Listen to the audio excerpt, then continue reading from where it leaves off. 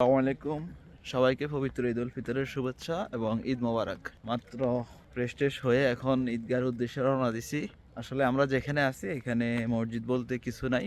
তো যেহেতু আমরা এখানে হিন্দু বলতে আপনার হিন্দু আছে, আর যেহেতু মুসলিম হিসাবে আপনার বাংলাদেশ, পাকিস্তান, রোয়ান্ডা, কেনিয়া, অনেকগুলা কাজাকিস্তানের অনেকগুলা কান্ট্রির মুসলমানরা আছি। তো সবাই মিলে হচ্ছে আমরা আমাদের এই প্লেগ্রাউন্ডে না ঈদগার আয়োজন করা হয়েছে। নামাজ 7:30টায়, কিন্তু এখনো পর্যন্ত কেউ নেই। আমরাই প্রথম আসতেছি। অলরেডি সময় আর প্রায় 10 মিনিটের মতো আছে। মানে আমরা যে কয়েকজন আছি নিজেরা মিলেই ঈদের নামাজের আয়োজন করা হয়েছে। এ হচ্ছে প্লেগ্রাউন্ড। আবার ঠিক ওইখানেও অনেকে ওয়েট করতেছে। সব মিলায় হয়তো 50-100 জনের মতো হবে আশা করা যায় এখন পর্যন্ত। তবে মনটা দিন শেষে খুবই খারাপ, কারণ জীবনে প্রথম ফ্যামিলিকে ছাড়াই ঈদ করতেছি।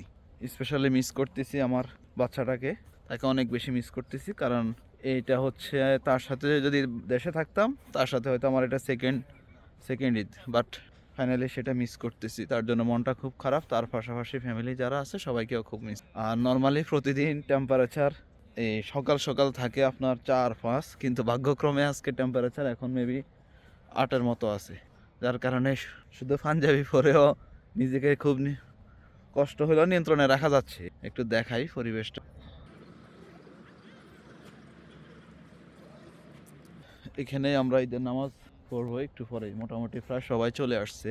সবাই বিভিন্ন জায়গায় অবস্থান করতেছে।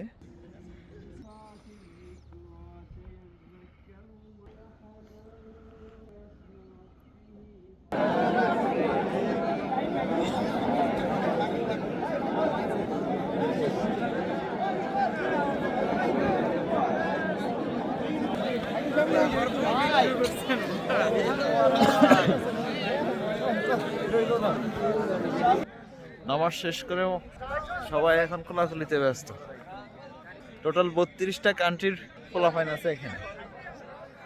প্রথমে ভাবছিলাম হয়তো 50-100 জন হবে, কিন্তু দেখি যে না, মোটামুটি প্রায় 100-3 হবে।